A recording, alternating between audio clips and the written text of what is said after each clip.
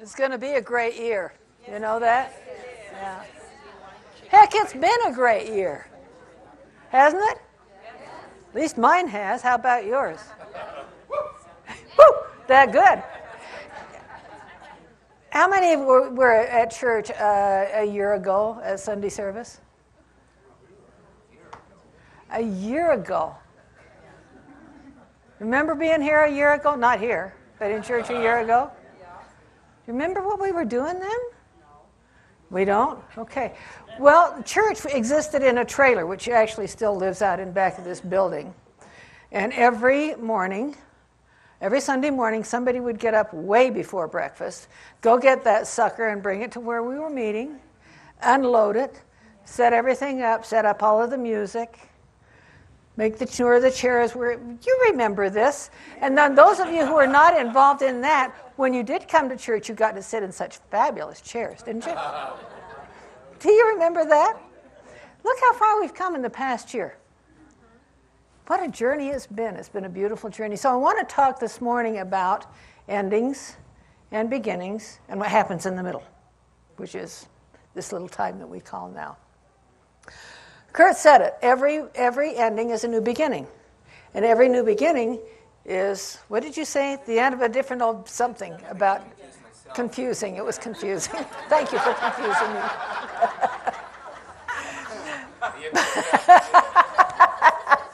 We are at that beautiful place where, I don't know about you, but every year about this time, I sit down and say, where have I been and where am I going?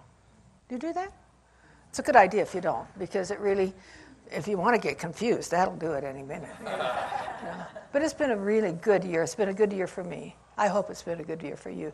It's been a fabulous year for the church. And yet we didn't just get there all at once. I don't know how much you remember about the journey that got us to this space right now, but it kind of started a couple of years ago. Actually, it started 50 years ago, but that's about how long we've been in this valley, you know. And we've wandered in the wilderness for a really long time. We've had, I don't know how many ministers, and times when there weren't ministers, we've met in I don't know how many buildings, including, I understand, a bar at some point, and a funeral parlor. Just saying. But a couple of years ago, we were holding our Sunday services in the Columbus Center in South Salt Lake, and we had offices in the Brickyard Plaza. And the office in the Brickyard Plaza was perfectly adequate. It had one pretty good-sized room to hold maybe 60 people, and then a couple of offices and stuff. And the Columbus Center was only open to us on Sunday. We couldn't light any candles there. We couldn't have the kind of parties we like to have there, that sort of thing. So there were some limitations, but it was okay. It was adequate, and it was stable, and it was familiar. So a couple of years ago, we were saying to ourselves, you know what, it's probably time to start thinking about maybe, thinking about possibly maybe moving. And then we went back to doing what we were doing and didn't think much more about it. And then a little bit later, we would think about it again. We came up on a lease renewal for the Brickyard and thought, you know what, maybe it's really time for us to thinking about moving. And so we did. And we went out and looked at some properties. Actually, this was one of them. And decided that we didn't have the funding nor the capacity right then to do that. So we went back to kind of thinking about it again. And then in August of that year, the Columbus Center gave us a nice surprise, because we'd had a place to store all of our stuff there behind the stage, so all we had to do was to get it out and bring it out. But they told us a year ago last August that we didn't have the storage space anymore. So we said a dirty word, and we bought this thing, and we moved everything into a box and started schlepping it back and forth every week. And then it kind of got to be, well, maybe we really ought to start thinking about moving. And we formed a committee. And some of you were on the committee, and it was a cool thing. And we thought about it for a while, and we were really kind of thinking about moving, finding a place. And we looked at some properties. Shane helped us to find some places to look at. And then, but it was still kind of comfortable where we were, so we weren't in kind of a panic about it until about last February or March when the people at the Columbus Center said, oh, by the way, come June, we're not going to be open on Sunday anymore. Then we had to stop thinking about it. We had to actually kind of move forward. See, and I don't know whether that happens in your life, it happens in mine. I can get into a place where I feel really comfortable.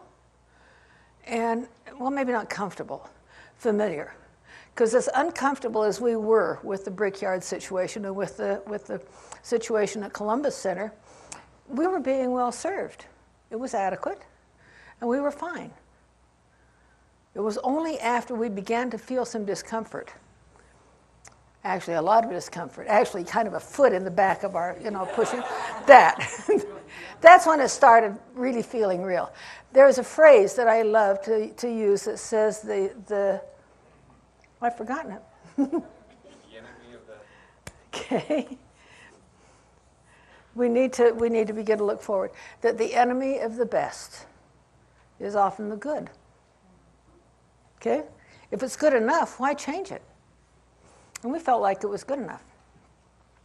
Now we have a different view of what's good enough, don't we? Yeah. Thank you, Marty. Thank you, Shane. Thank you for all of you people who helped us to get there, especially all of you, particularly all of you.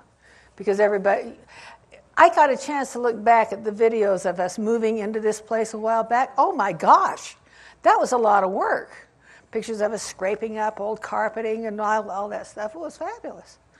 Okay? The enemy of the, okay.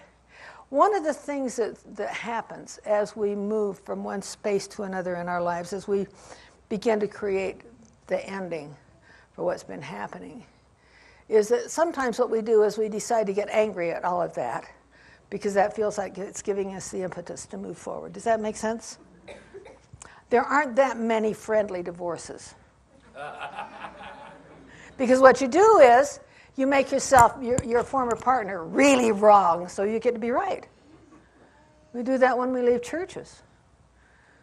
And one of the things that is tempting to do is to say, the Columbus Center was a lousy place. I'm so glad we were out of there. It wasn't a lousy place. It was a wonderful place. So was the Brickyard. They were fine places.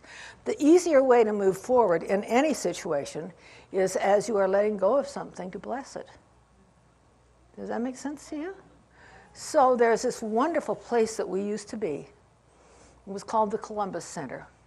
And the stage was 4 feet high, which made it kind of really hard to see you when we were talking. But wasn't that a good place to be?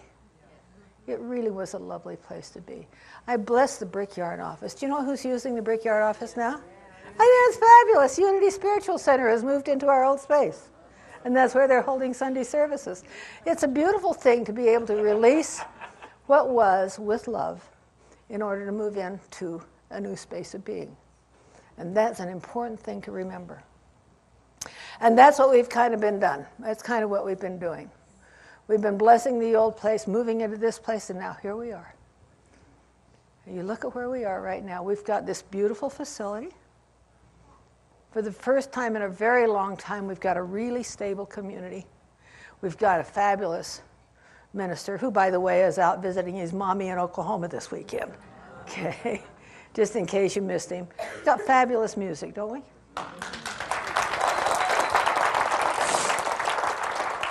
We have a wonderful youth church, and they're getting better all the time. Isn't it grand that we can feed our young children this philosophy at such a young age? I wish I had a nickel for every time I'd heard people say, gosh, if I'd only known this when I was young.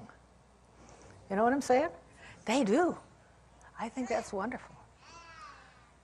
Mostly the thing that we've got, the thing that I'm most grateful for, honestly, is you.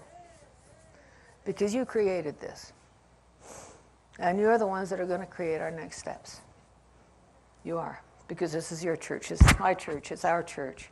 We created it. It belongs to us. We've done pretty good, I think. So give yourself a hand. Yeah. So now what? I don't know whether you've got a dream for yourself for 2014. Oh my God, where have I been? I started going backwards about 10 years ago. It seemed like a better dream now. I don't know what you've got in store for you for 2014. Yeah, I did it again, didn't I? For 2014, it's going to be a fabulous year. I know what I've got in store for me. I graduate in June, by the way. If all goes well. If all goes well. But I can tell you what I think about for the center for this coming year and for the coming years is that we've created ourselves a good, stable place. This is an ending of an era that's taken us 50 years to get to, but it's the beginning of something so bright, so beautiful. It is. Think who we are. Imagine the way in which this philosophy has benefited you. It's a good thing we got you 3 times, Kurt, because you're a real human being now. Think of the benefit that you've received from being a part of this community and a part of this philosophy.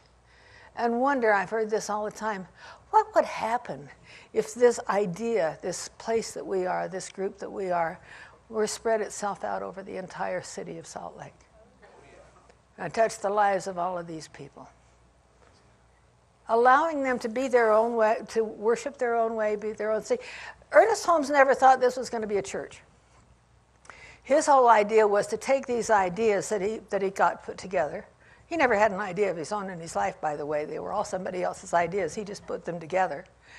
But he put them together in a really nice way, and he started talking about it. And his idea was you can use these tools anywhere.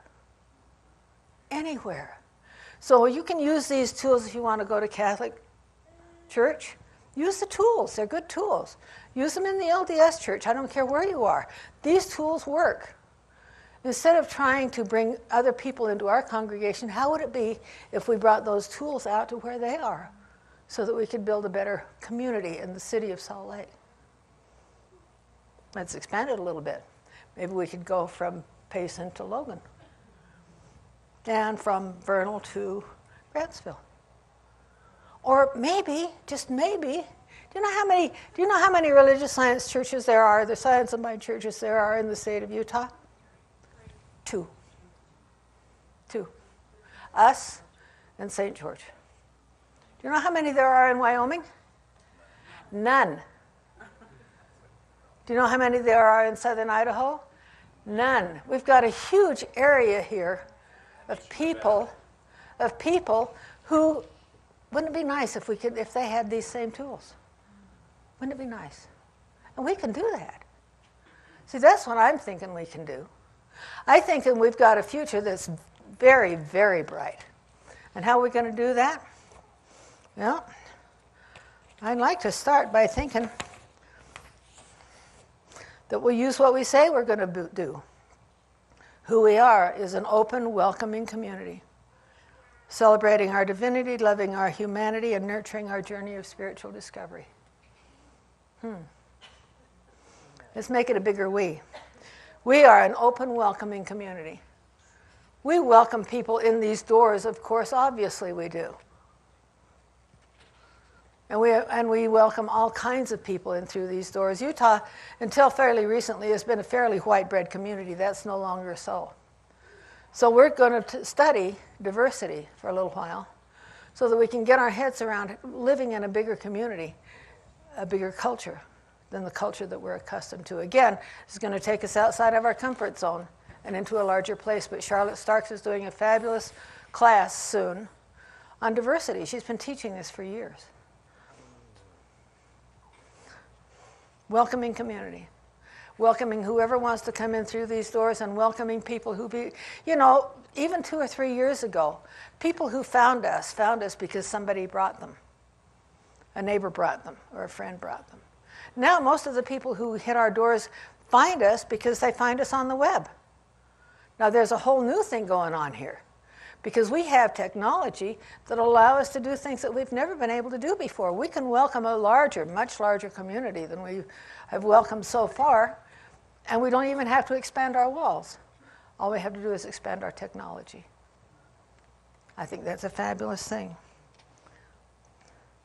We can welcome people by putting together classes that allow people sitting in Beaver or Vernal or Fort Bridger to sit in classes with us, just like I sit in classes in San Diego while I'm in my house in Salt Lake. Perfectly possible to do that. Wouldn't that be nice? Wouldn't it be nice if we could really bring our church service to people in Moab? We can do that. The technology allows us to do it now. This is an easy, wonderful thing to do. We can welcome people from all walks of life, from all ways of being. We can welcome children, we can welcome adults, we can make this place possible for everyone. Celebrating our divinity. I think we do that pretty good on Sunday morning. I think you think so too, or you wouldn't be sitting in this room with me right now. We do that really well on Sunday morning, I think. And I think that we can do that even more than we do. There will become a time when we're going to need more service than we've got. Loving our humanity, we do. We support each other in so many ways, don't we? Our practitioners are here to pray with you. You're here to pray with each other. This is a beautiful sense of community. That's why most of us come here. Sometimes for the music, sometimes for the message, but mostly it's for this. Nurturing our journey of spiritual discovery. That's the classes, and we've got a lot of them coming up. And it's going to get more that way. This community will be a light into the world. It will be, and it can be very easily now, because we have the capacity to do it. We have hid our light under the bushel far too long. Far too long. And now it's time for us to expand ourselves out into the community, not just by offering the science and mind classes, which are wonderful, but also offering classes in diversity. We've got somebody that's going to offer a really fabulous nutrition class. It doesn't mean that means that I don't have to give up chocolate. I'm taking that one. Yeah? Okay. We're going to have parenting classes. We're going to have classes of all kinds of things. And a group of people that are putting that together. This is the time not for us to rest on our laurels, but to see we finally have the physical facility that we need to do what we're here to do, to create the purpose that we are here for. We are going to grow way beyond our walls. We're going to grow into a larger expression of the divine right here in this community that is going to travel all over the world. And I'm excited to be part of it, and I'm excited to have you be part of this with me. This is so good. I don't know what your future looks like for next year. I'm not going to say 19 anymore, or 20. I'm going to say next year. That gets me out of the woods. I don't know what your future is, but I hope that you will look for yourself a lot more broadly than maybe you have in the past, recognizing that we live in a world with infinite possibilities, and that it's time that we begin to do that. So before we pray, and we're going to in a minute, I've got a little poem that Marty read at the candlelighting service. I want to read it again. But before I do, would the practitioners and the practitioner students in the room, would you stand and move around the side of the room, please? Help us to create some. Hold the energy in this space. Look at these beautiful faces. These people have studied long and hard to get where they are. Is the study worth it, people? Yeah. Way worth it. Thank you for being part of this church and part of my life. So, here's the poem that Marty read. It's by Howard Thurman, Reverend Howard Thurman. It's called The Work of Christmas. When the song of the angels is stilled, when the star in the sky is gone, when the kings and princes are home, when the shepherds are back with their flock, the work of Christmas begins. To find the lost, to heal the broken, to feed the hungry, to release the prisoner, to rebuild the nations, to bring peace among brothers, to make music in the heart. Let's pray.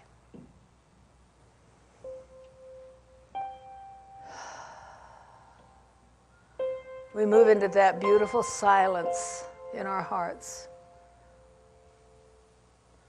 that allows us to take that energy that's circling this room and the energy at the heart of each of us and make it the same energy.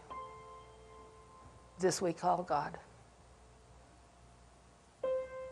And as I breathe into that knowing, into that beautiful sea of infinite possibilities, I recognize that divine power, lives in me as it lives in each of us. And that each of us has that power and that wisdom to create a life that is filled with beauty and filled with joy, that allows us to make each day a joyous adventure, that allows us to find the lost and heal the broken, to release the prisoner and bring peace among brothers, to make music in the heart. I know this for myself as I know it for everyone in this room, indeed for everyone.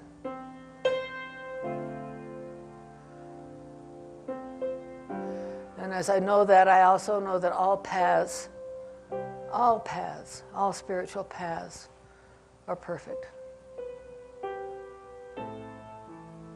That all paths lead to the same divine, that same divine wisdom that we feel right now. And so I honor that.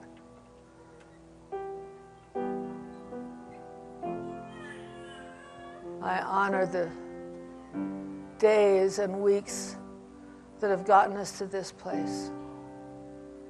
And I honor that infinite possibility that is yet to be.